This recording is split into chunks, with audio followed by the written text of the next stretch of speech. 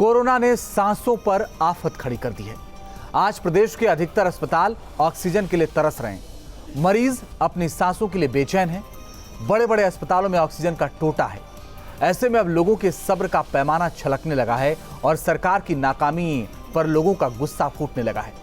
आज ऐसी तस्वीर आपको दिखाएंगे और बताएंगे प्रदेश में लचर हो चुके सिस्टम का सच, हवाई दावे करने वाली सरकार का सच। लेकिन आपको बता दें कि जो हालात आज हैं वो बेहद भयावह है। कोरोना के मरीज बढ़ने के साथ साथ अस्पतालों में ऑक्सीजन की किल्लत भी बढ़ गई है। लखनऊ के कई अस्पतालों में कुछ ही घंटे की ऑक्सीजन बची है, जबकि इन अस्पतालों में ऐसे मरीजों की बड़ी तादाद है जिनको ऑक्सीजन लगी है। ऑक्सीजन ना होने की वजह से मरीजों को दूसरे अस्पतालों में शिफ्ट किया जा रहा है। लखनऊ से न्यूज स्टेट संवाददाता अविनाश सिंह की ये रिपोर्ट देखिए। लखनऊ में इस वक्त ऑक्सीजन की कमी की वजह से हाहाकार मचा हुआ है। ऑक्सीजन की कमी से जो मरीज हैं लगातार दम तोड़ रहे हैं।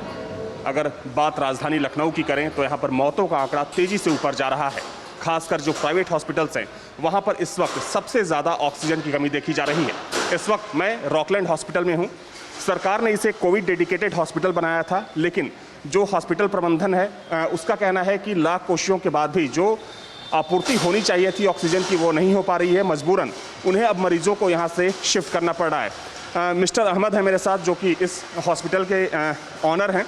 अहमद जी, अभी क्या स्थिति है आपके अस्पताल की? क्योंकि कुछ समय पहले ये खबर आई थी कि आपके हॉस्पिटल में ऑक्सीजन खत्म हो चुकी है। जी बिल्कुल, कल 7 बजे रात में जो है बिल्कुल हमारे पास एक सिलेंडर बचा था, तो मैं डीएम कंट्रोल हेल्पलाइन पे फ़ोन किया और जहां से हमारी आरके सप्लाई हमें पूरी सप्लाई दे रहा था, लेकिन उसके पास लिक्विड ख़त्म हो गया। तो हमें इसके लिए बहुत प्रॉब्लम हुई। फिर भी मैं उनसे कह के और रिक्वेस्ट किया डीएम कंट्रोल पे इधर उधर, तो आरके से 12 सिलेंडर फिर रात भर के लिए हुए। हमारे यहाँ 19 पेशेंट एडमिट थे, तो अभी जो जाके वो 12 सिलेंडर भी ख़त्म हो गए हैं। तो इधर उधर से एक एक सिलेंडर हम गाड़ी से अपनी इधर उधर से ला के पेशेंट को लगा रहे हैं अलग अलग, और अब ख़त्म हो गया तो शिफ्ट करा रहे हैं पेशेंट। दूसरे हॉस्पिटल में हमने भेज दिया है कि दूसरे हॉस्पिटल में आप लोग ले जाइए। 7 बजे से बता के रखा था अटेंडेंट को कि हमारे पास ख़त्म हो रहा है ऑक्सीजन, आप लोग अपनी व्यवस्था करिए। और मैं पूरा लखनऊ में जितने भी प्लांट हैं हमारे लोग लगे हुए हैं, लेकिन कहीं पे लिक्विड नहीं है, कहीं पे कोई सुनवाई नहीं है। अब कितने घंटे का ऑक्सीजन बचा होगा? हमारे पास सिर्फ अलग अलग जो जहाँ से बिटाई मिल रहा है वहाँ से मंगवा रहे हैं, जो जहाँ से मिल रहा है अलग अलग सिंगल इधर उधर से। कुछ लोग अपने सेल्फ भी लेकर आ रहे हैं इधर उधर से, बस उसी से काम चल रहा है। का मतलब ये है कि सब कुछ भगवान भरोसे है? जी जी, किसी चीज़ की गारंटी नहीं, अभी कोई गारंटी नहीं है हमारे पास। जो तमाम यहाँ के अस्पताल हैं वहाँ की ऐसी ही तस्वीर देखने को मिल रही है। कल मेयो हॉस्पिटल की तस्वीर आई थी। मेयो हॉस्पिटल ने बाकायदा जो हॉस्पिटल का प्रीमाइसेस था वहाँ नोटिस भी चिपका दिया था कि हमारे यहाँ ऑक्सीजन नहीं है। कुल मिलाकर कह सकते हैं कि ऑक्सीजन की कमी की वजह से लखनऊ की स्थिति, कोविड मरीजों की स्थिति इस वक्त बद से बदतर होती जा रही है। वीडियो जर्नलिस्ट सूफी खान के साथ अविनाश सिंह, न्यूज स्टेट लखनऊ। और इसी पर बात करेंगे। मेरे साथ डॉक्टर के पांडे साहब जुड़ गए, सीनियर फिजिशियन है। मनीष शुक्ला मेरे साथ जुड़ गए, प्रवक्ता भारतीय जनता पार्टी के। आप दोनों का बहुत स्वागत है। मेरे साथ थोड़ी देर में डॉक्टर स्वाति महेश्वरी भी जुड़ जाएंगी और विनीत दुबे मेरे सहयोगी आगरा से इस वक्त जुड़ गए हैं, और मेरे साथ सुरेंद्र रसीला इस वक्त देहरादून से जुड़ गए हैं। आप दोनों के पास भी आएंगे और जानने की कोशिश करेंगे कि आखिर हालात क्या हैं। लेकिन मनीष शुक्ला जी, ऑक्सीजन की कमी की लगातार खबरें आ रही हैं। बेड लोगों को मिल नहीं पा रहा है, टेस्ट लोगों को हो नहीं पा रहा है। इसका मतलब तो यही है ना सर कि 380 दिन से हम सिर्फ बैठकें कर रहे थे, दावे कर रहे थे, हम तैयारी नहीं कर रहे थे। देखिए, जो कोरोना की दूसरी लहर है उसका संक्रमण बहुत तेजी से बढ़ा, और निश्चित रूप से अगर हम पिछली बार की तुलना करें तो सितंबर में 7,000 से ज़्यादा केस हुए थे जो मैक्सिमम थे। आज की डेट में भी 34,379 केस उत्तर प्रदेश में निकले हैं। अकेले लखनऊ में 5,239 केस निकले हैं। फिर भी सरकार लगातार अपने यत्न प्रयत्न कर रही है। जो भी थोड़ी बहुत समस्याएं सामने आई हैं ऑक्सीजन को लेकर या कमी से लोगों को तकलीफ हुई है, वो आज पूरी हो जाएगी, खत्म हो जाएगी। क्योंकि बोकारो से जो एक्सप्रेस ट्रेन चली है वो भी आ रही है। साथ ही साथ मुख्यमंत्री जी ने स्पेशली आज ऑक्सीजन के लिए ही बैठक की, और बैठक के दौरान उन्होंने जिन जिलों से ऑक्सीजन कंसंट्रेटर की जरूरत थी उसको सप्लाई को सुनिश्चित कराया है। साथ ही साथ ऑक्सीजन निर्बाध हो इसके लिए खाद्य और औषधि विभाग को अलग से लगाया गया है। जो प्लांट्स हैं उनकी सुरक्षा की भी व्यवस्था को सुनिश्चित किया गया है। और जो टैंकर्स आ रहे हैं लेके ये ऑक्सीजन, उनको जीपीएस से भी जोड़ा गया है। अतिरिक्त टैंकर और सिलेंडर की भी व्यवस्था के निर्देश दिए गए हैं। हमको लगता है कि चूंकि अचानक ऑक्सीजन की मांग बढ़ने के नाते से कुछ समस्या उत्पन्न हुई, साथ ही साथ ढेर सारे लोगों ने ऑक्सीजन सिलेंडर्स को अपने यहाँ रख लिया, उसको वापस नहीं किया। इसके नाते से भी एक सिलेंडर्स की भी कमी आई है। चूंकि मुझे जहां तक ध्यान में है, मैं आपके रिपोर्टर्स चूंकि हॉस्पिटल में खड़े होकर उन्होंने रिपोर्ट दिखाई है और मैं उनके उस पे उन्हें, लेकिन जहां तक मुझे ध्यान में है कि रिफिल करने की प्रॉब्लम नहीं है। सिलेंडर्स की प्रॉब्लम जरूर कहीं कहीं आ रही थी, प्लांट्स में रिफिल करने के लिए ऑक्सीजन है। नहीं मनीष जी, कई अस्पतालों ने कहा उनके यहाँ कुछ घंटे का ऑक्सीजन बचा है। और दूसरी बात, आप जिनको कह रहे हैं ना थोड़ी बहुत समस्या की, आप जिनको थोड़ी बहुत समस्या कह रहे हैं, मैं आपके पास आ रहा हूँ। दरअसल ऑक्सीजन की किल्लत की वजह से पहली बार कैलाश हॉस्पिटल में मरीजों को मुश्किल में देखा गया। चारों अस्पताल उनके हैं और ऑक्सीजन की कमी, कुछ घंटे तक चल पाएगी ऑक्सीजन की कमी, ये कहा गया। प्रशासन को इस बारे में जानकारी दे दी गई, ये भी कहा प्रबंधन ने। और अलार्मिंग सिचुएशन है, ये कोशिश कर रहे हैं कि हमें कहीं से ऑक्सीजन मिल जाए। ये बात कैलाश हॉस्पिटल ने कही, वो कैलाश हॉस्पिटल जिसके मालिक डॉक्टर महेश शर्मा हैं, पूर्व में मंत्री रहे और वर्तमान में सांसद भी हैं गौतम बुद्ध नगर से। क्या अभी पेशेंट्स की कंडीशन है और कितनी ऑक्सीजन हमारे पास अवेलेबल है, कितने पेशेंट्स इन चारों हॉस्पिटल्स में एडमिट हैं, थोड़ी डिटेल के साथ। इस टाइम हमारे 4 हॉस्पिटल, नोएडा 27, नोएडा 71, ग्रेटर नोएडा और जेवर, इसमें टोटल मिला के करीब 950 पेशेंट एडमिटेड हैं। उसमें से कोविड के पेशेंट हैं 640। उसमें से हमारे 270 पेशेंट ऑक्सीजन पे हैं, करीब 100 पेशेंट बाईपैप पे हैं और 35 पेशेंट वेंटिलेटर्स पे हैं। हमारी जो ऑक्सीजन रिक्वायरमेंट है हर जगह की अलग है। नोएडा में आज हमारे पास जो ऑक्सीजन आई सुबह, वो अब 6 घंटे तक चलेगी। हमारी रिक्वायरमेंट समझ लो 10,000 की है, पर हमें कमिट किया गया कि 2 बार 3-3 हज़ार दे देंगे।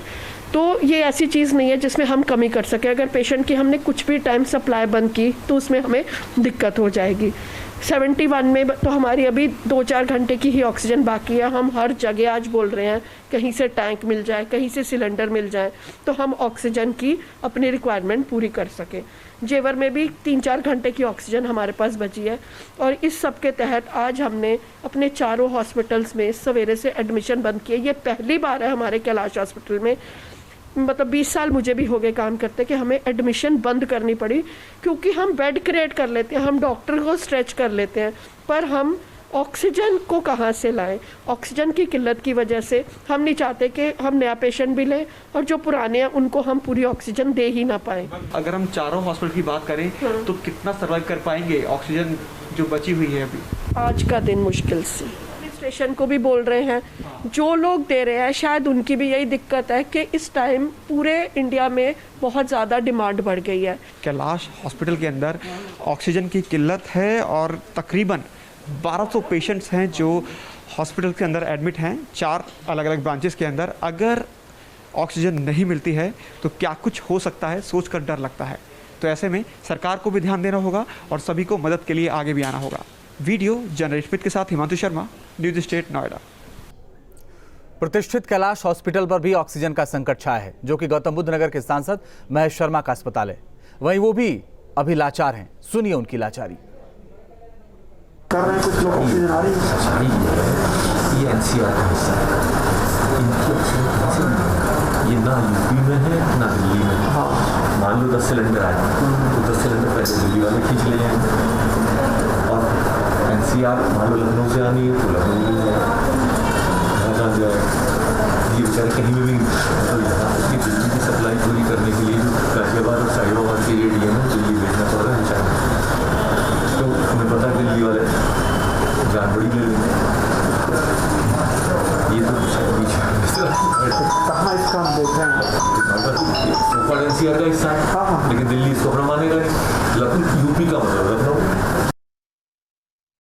मनीष जी, ब्रजेश पाठक ने एक चिट्ठी लिखी थी योगेश प्रवीण जी को लेकर, वो आपको याद ही होगा।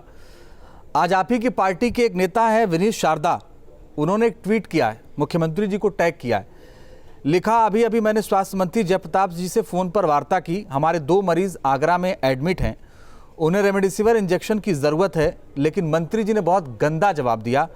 जो इंसानियत को शर्मिंदा करने वाला है। आप कुछ कर सकें तो करिए। अब आपको भी अभी भी लगता है कि हालात बहुत अच्छे हैं, सच को क्यों नहीं स्वीकारते सर कि मजाक चल रहा था 380 दिन से, आप कुछ नहीं कर रहे थे बैठ के? देखिए, विनीत शारदा जी और स्वास्थ्य मंत्री के बीच में जो बात हुई, दोनों की आपस की बात है, और जब तक दोनों लोगों का वर्जन सामने नहीं आता तो उस पर कोई टिप्पणी करना ठीक बात नहीं होगी। देखिए अजीत जी, आज स्वयं मुख्यमंत्री जी ने जो की तरफ से जो प्रेस नोट जारी हुआ है, उन्होंने स्वयं इस बात को कहा है कि अगर उत्तर प्रदेश में एक भी मौत होती है तो हमारे लिए कीमती है। तो हम अगर इतनी कठिन परिस्थितियों में प्रदेश गुजर रहा है, कितने लोगों के जीवन खतरे में है, तो हम कहाँ कह रहे हैं कि नहीं, हम उसको स्वीकार नहीं कर। मनीष जी, आपको पता है सर, बेहतर स्थिति हो, आपको सर पता है मनीष जी, एक भी कोविड हॉस्पिटल लखनऊ में नहीं बन पाया, पता है आपको सर? मुख्यमंत्री ने इसके लिए जांच के आदेश दिए हैं। देखिए, जो परिस्थितियां सामने आई उसको लेकर ये परिस्थिति किसने रोक दिया था सर? एक भी कोविड हॉस्पिटल लखनऊ में ना बन पाए सर। मनीष जी, मैं माफी के साथ बीच में आपको बार बार रोक के पूछ रहा हूं, लेकिन किसने रोक दिया था सर?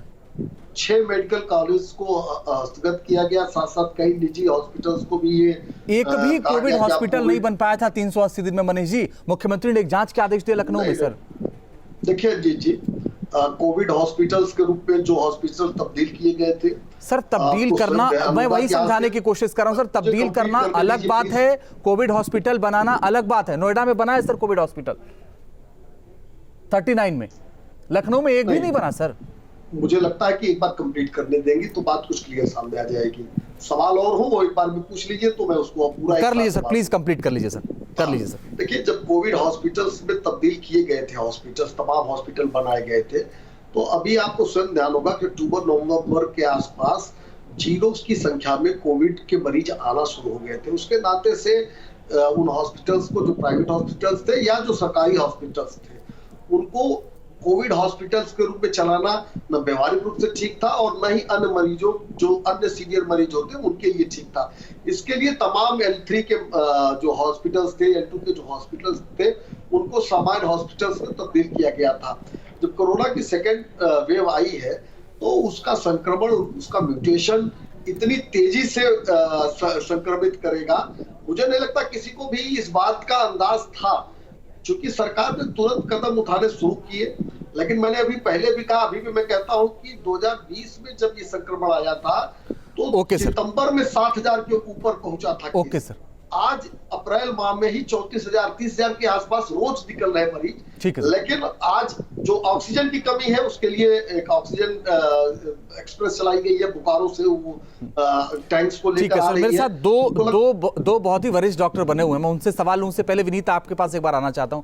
आज मैंने सुना आगरा के शमशान घाट में कुछ कालाबाजारी भी हो रही थी, जगह कम हो गई थी, क्या हुआ था? जी बिल्कुल रंजीत, लेकिन उससे पहले मैं आपको 2 शब्दों में अपनी बात बताना चाहूँगा कि 25 साल के पत्रकारिता के इतिहास में पहला ऐसा दर्दनाक मंजर देखने को मिल रहा है। तमाम लोग फ़ोन कर रहे हैं, कोई कहता है कि अस्पताल में बेड नहीं मिल रहा है, कोई कहता है ऑक्सीजन ख़त्म हो गई है, उनके पास फ़ोन पहुंच रहे हैं, नोटिस चस्पा हो रहा है कि 2 घंटे में ऑक्सीजन ख़त्म होने वाली है, आप अपने मरीज़ को कहीं भी ले जाइए।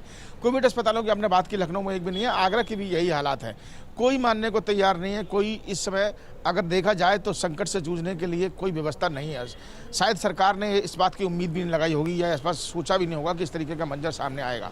हालात बहुत ख़राब है। अब आपने शमशान घाट की बात की, तो शमशान घाट की अगर आगरा की बात करें तो जो आंकड़े प्रशासन के कुछ और कहते हैं, लेकिन जो धरातल की स्थिति है वो कुछ और बता रही है। वहाँ पर आंकड़े 5 से 6 मामले सामने आते हैं, लेकिन जब सामने पहुँचते हैं तो वहाँ 20-25 लाशें वहाँ पर दिखाई देती हैं। लकड़ियाँ कम पड़ गई हैं, लकड़ियों की ब्लैकमेल हो रही है। इससे ज़्यादा भयावह बात और क्या होगी कि लोगों को वेटिंग करना पड़ रहा है लकड़ियों के लिए इंतजार में। एक परिवार का एक व्यक्ति की आग अभी चिता ठंडी नहीं होती है, उसके बाद ही दूसरी उसके पास खबर आ जाती है कि उसका उसी परिवार में दूसरे व्यक्ति की मौत हो जाती है और उसके लिए उसे वेटिंग 2 दिन की लगानी पड़ रही है। ये हालात है आगरा के। तमाम प्रशासन से गुहार लगाई गई, तमाम आगरा के जो प्रशासनिक अधिकारी हैं उनसे गुहार लगाई गई। अब तक लोग ऑक्सीजन की बात कर रहे थे, अब लकड़ियों की बात कर रहे हैं। प्रशासन सिर्फ हाथ रखकर कोशिश जरूर कर रहा है, प्रयास जरूर कर रहा है, लेकिन सफलता हाथ नहीं लग रही है। बस इंतजार इस बात का कि शायद कोई चमत्कार हो, इन आंकड़ों में कमी आए और इन सब चीज़ों को खत्म किया जाए। लेकिन अभी एक अच्छी खबर थोड़ी सी आगरा से ये भी है कि 10 मैट्रिक टन यहाँ पर ऑक्सीजन कल भेजी गई थी और उसको लेकर जो एसएन में कमी चल रही थी उसको पूरा किया गया। साथ ही साथ कुछ अस्पतालों में जरूर, क्योंकि यहाँ क्षमता बहुत ज़्यादा, 4 से 5 मैट्रिक टन रोजाना यहाँ पर इस समय कम इस्तेमाल हो रही थी, 35 से 40 चाहिए होती है, और अब कमी थोड़ी सी जरूर पूरी होगी। तो शायद ऑक्सीजन की बात को लेकर 1-2 दिन में कुछ खबरें कम आए, लेकिन अन्य जो खबरें हैं, चाहे शमशान घाट से जुड़ी हुई, लकड़ियों से जुड़ी हुई, या बेड की बात करें या मौतों की बात करें, तो वो आंकड़ा लगातार बढ़ रहा है और बढ़ता ही रहेगा। चलिए, बने रहिए विनीत, हम लौट रहे हैं आपके पास। डॉक्टर स्वाति माहेश्वरी, जल्दी से मैं आपसे समझना चाहता हूँ, जब ये खबर आती है ना कि कुछ अस्पतालों ने ट्वीट किया कि उनके पास कुछ ही घंटे का ऑक्सीजन बचा है, जब ये खबर आती है तो एक बेचैनी होती है कि क्या होगा अगर ऑक्सीजन नहीं पहुंचा तो। ऐसा क्यों हो रहा है? एक डॉक्टर के नाते एक जरा समझाइए लोगों को।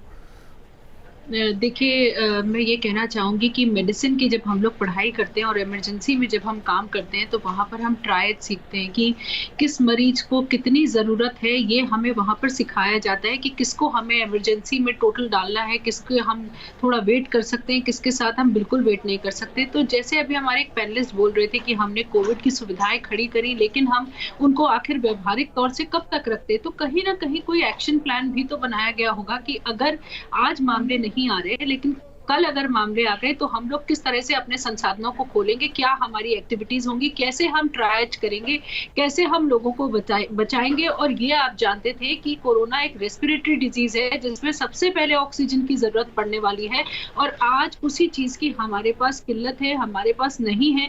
तो समझना बहुत ज्यादा आज जरूरी है सरकारों को कि जो लोग तड़प रहे हैं, जो लोग परेशान हो रहे हैं, जहां ऑक्सीजन नहीं है, क्यों नहीं आप जल्द से जल्द कोशिश करके इस वक्त सारे राज्य मिलकर, और मुझे लगता है ये राजनीति का समय बिल्कुल नहीं है, ये मानवता इस वक्त तड़प रही है, लोगों को आप कराते हुए मरते हुए देख रहे हैं, तो कहीं ना कहीं उस चीज को दरकिनार करके इस वक्त मुझे लगता है कि हाथ से हाथ जोड़ करके हमें एक राज्य से दूसरे राज्य, हम ये नहीं सोचे कि ये यूपी है, ये महाराष्ट्र है, ये गुजरात है, मुझे लगता है कि इस वक्त सभी सरकारों को साथ आने की, एक दूसरे को सपोर्ट देने की बहुत ज्यादा जरूरत है, तभी हम जो ये त्राही त्राही पूरे में हो रही है। और मैं पूछना चाहूंगी इन लोगों से भी जो लोग बोलते हैं कि ऑक्सीजन की कमी नहीं है, सब कुछ तो अवेलेबल है, इनसे ही पूछिए कि क्या दिन भर इनके पास जो कॉल्स आती है उनमें से कितनों को ये सॉरी बोलते हैं, और अगर ये कहते हैं कि हम नहीं सॉरी बोलते हैं तो प्लीज अपना नंबर सार्वजनिक करें ताकि बाकी लोग भी आप ही को कॉल करें और आप ही से उनको भी मदद मिल पाए और सुविधा मिल पाए। क्योंकि हम लोग सॉरी बोलते बोलते थक चुके हैं, कितने और लोग हैं जो सॉरी बोलते बोलते थक चुके हैं। और सोचिए कि कितनी पीड़ा होती है, एज ए डॉक्टर भी हम लोगों को कितनी पीड़ा होती है जब हमारे मरीज कहते हैं कि दवा नहीं मिल रही है, स्टेरॉइड नहीं मिल रहा है, कई जो है फेबिफ्लू जैसी दवाइयां नहीं मिल रही है, और अब तो छोटी छोटी दवाइयां भी, पैरासिटामोल जैसी दवाइयों की भी किल्लत महसूस हो रही है, टेस्ट नहीं हो रहे हैं, रिपोर्ट्स हफ्ते हफ्ते में आ रही है। तो बहुत ही ज्यादा इस वक्त कष्टकारी समय, और मुझे लगता है वॉर फुटिंग पे इमरजेंसी की सिचुएशन में जाने की जरूरत है सारे राज्यों को कि आप कैसे इन चीजों को जल्द से जल्द लोगों तक पहुंचाएंगे, क्योंकि हर मिनट भारत में अब किसी ना किसी व्यक्ति की जान जा रही है और हमें ये सोचना जरूरी है कि कौन इसका जिम्मेदार होगा। के पांडे साहब, दवाएं मिल नहीं रही, रेमडेसिविर मिल नहीं रहा है, एम्बुलेंस लोगों को मिल नहीं रही, बेड लोगों को मिल नहीं रहा है, ऑक्सीजन की कमी और आ रही है, आगे क्या होगा सर? आगे क्या तस्वीर और दिखेगी?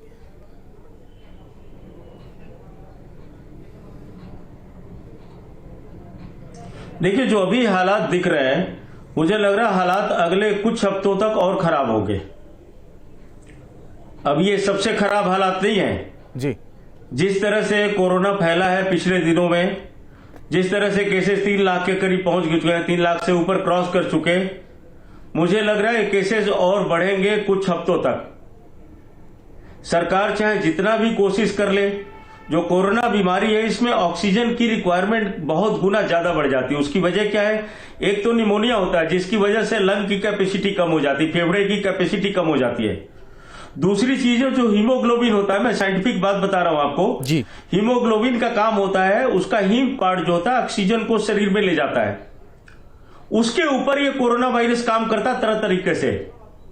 और फिर वो जो ऑक्सीजन कैरिंग कैपेसिटी होती है, ऑक्सीजन को ले जाने की कैपेसिटी है, वो मरीज की कम हो जाती है।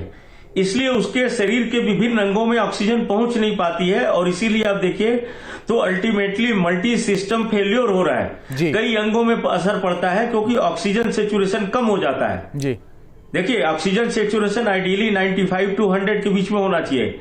95 से नीचे जैसे ही होता है लोगों को दिक्कत शुरू हो जाएगी और 90 के नीचे तो बिल्कुल उसको ऑक्सीजन चाहिए ही चाहिए।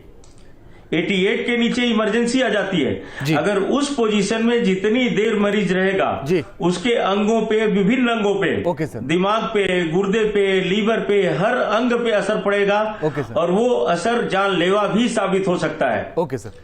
लेकिन मुझे लग रहा है कि सारा सिस्टम कोलैप्स हो चुका है। सरकार कोशिश कर रही है, लेकिन मुझे लग रहा है कि इन लोगों को इतना अंदाजा नहीं था कि केसेस की संख्या इतनी बढ़ जाएगी। बिल्कुल अंदाजा नहीं था सर, ये बात बिल्कुल आप सही कह रहे हो, शायद किसी को अंदाजा नहीं था। सुरेंद्र, क्या हालात हैं उत्तराखंड में सर, जल्दी से समझाइए। देखिए बिल्कुल अंजीत, अगर बात करें जहां ऑक्सीजन की हम बात कर रहे हैं तो आज मैंने यही सवाल एडिशनल माफ़ कीजिएगा जो हमारे प्रभारी सचिव स्वास्थ्य हैं उनसे ये सवाल किया था डॉक्टर पंकज पांडे से कि ऑक्सीजन का रेट आपने क्या तय किया है, क्योंकि जो डीलर हैं वो मनमाने रेट में ऑक्सीजन बेच रहे हैं। तो उन्होंने कहा कि मेरे पास इसके आंकड़े नहीं हैं। तो जब स्वास्थ्य सचिव बिना आंकड़ों के प्रेस कॉन्फ्रेंस में बैठेंगे तो आप समझ सकते हैं कि सरकार की तैयारी कितनी होगी। और ऑक्सीजन की बात इसलिए कर रहे हैं क्योंकि सबसे ज़्यादा, हमारे पैनलिस्ट भी बता रहे हैं, सबसे ज़्यादा ज़रूरत ऑक्सीजन की है और उसी ऑक्सीजन का आप रेट तय नहीं कर रहे हैं, यानी काला बाजारी का आप सीधे तौर पे लोगों को मौका दे रहे हैं। अंजीत, चलिए बहुत बहुत शुक्रिया आप सबका हमारे साथ जुड़ने के लिए, इस चर्चा में शामिल होने के लिए। तो वक्त कठिन है और इसमें सबसे ज़्यादा ज़रूरी है सावधान रहने की, और ये भी ज़रूरी है कि आप मास्क लगाइए और 2 गज दूरी का पालन ज़रूर करिए।